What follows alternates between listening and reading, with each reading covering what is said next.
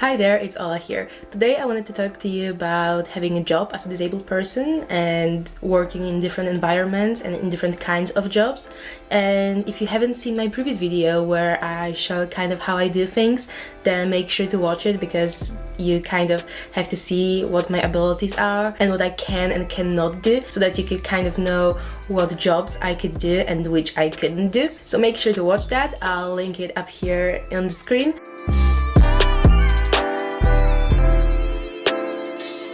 In today's video, I want to show you that even if you think that you can't do some jobs because of your disability, then you're not right, because you are much more able than you think you are.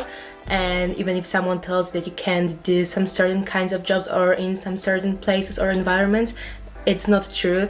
It may be true, of course, in some cases, but I think that each kind of job could be prepared and could be accessible for disabled workers, and that's what happened to me. I always thought that I couldn't work in retail, in shops, and I did for a few months. Of course, I wouldn't be able to work in big shops like Tesco or anything like that because I wouldn't be able to carry all of the heavy stuff, all of the heavy boxes.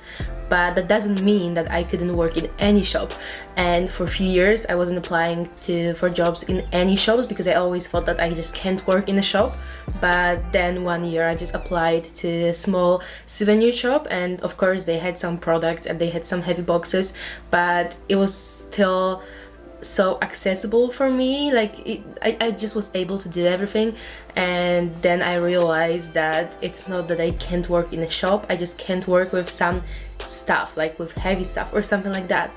So I just wanted to show you that even when you think that you can't work somewhere, like you can't work in gastronomy or you can't work in retail, then you are still able to find a place where you will actually be able to work. So starting from the beginning, I had my first job when I was 17 years old because I always wanted to have my own money. I always wanted to be more independent. So I found my first job. My friend found my first job for me, to be honest. And we both worked at an event with food trucks.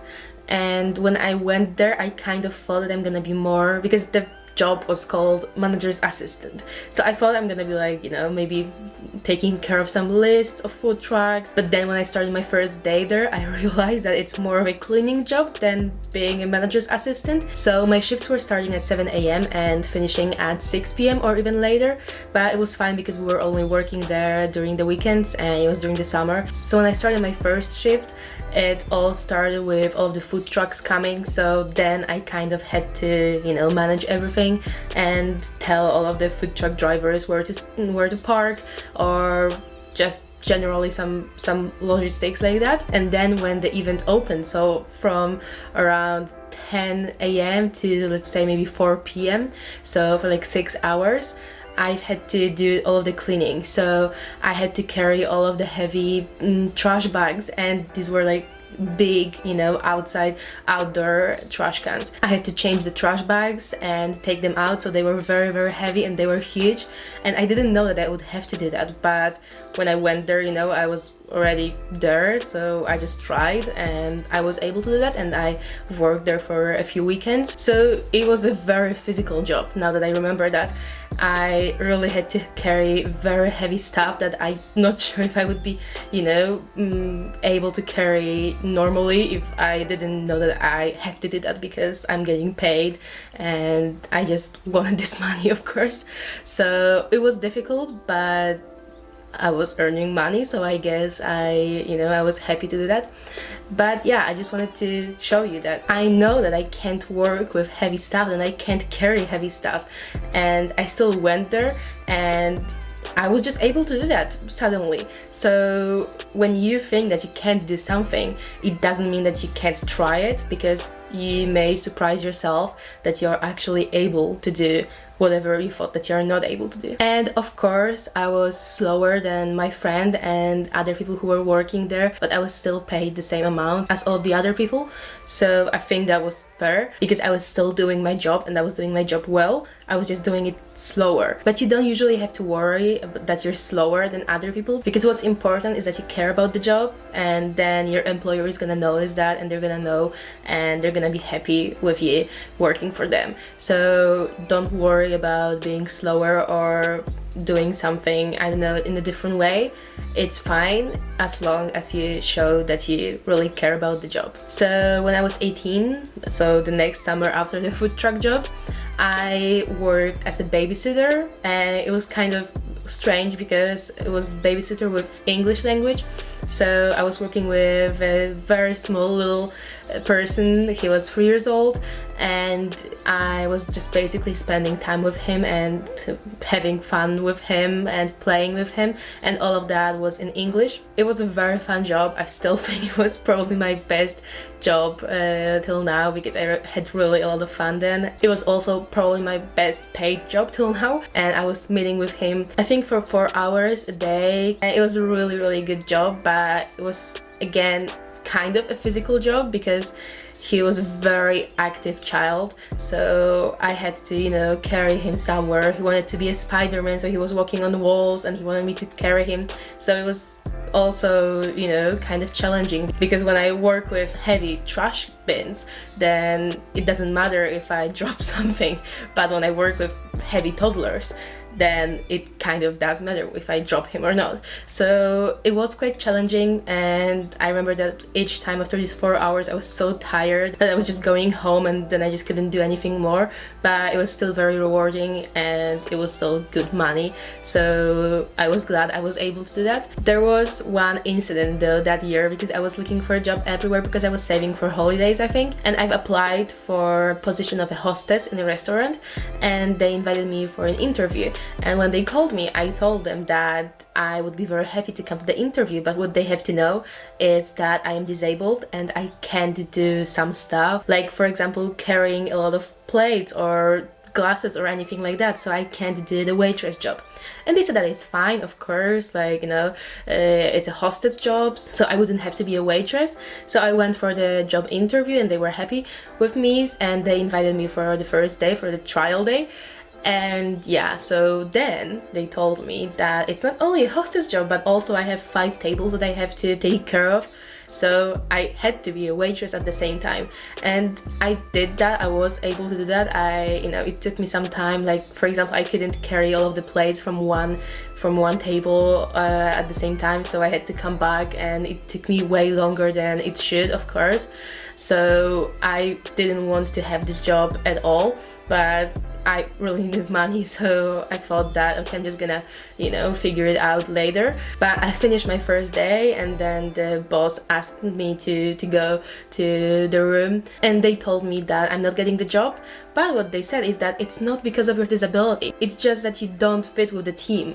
And of course I knew it was because of my disability, because I was just taking longer with everything, but they didn't tell me that. They probably just didn't want to tell me that, and that was, I didn't like that. I think I would just rather not hear the, you know, the sentence saying that it's not because of my disability, because why would they say that if it wasn't? So you know what I mean. So it was just this one incident, but then I've got this call a few weeks later from mom of this little toddler that I was taking care of, and then I had a job, so I was very happy with it. So the year after that, I found a job in a small souvenir shop, like I told you before at the beginning of the video, and I was a shop assistant there, and it was probably my first kind of like a long-term job. It still wasn't a long-term because it was only 3 months during the summer before I left to university, but it was still something longer than, you know, just meeting with one toddler 3 times a week or something like that, because it was a part-time job, but I still had a lot of hours. I had,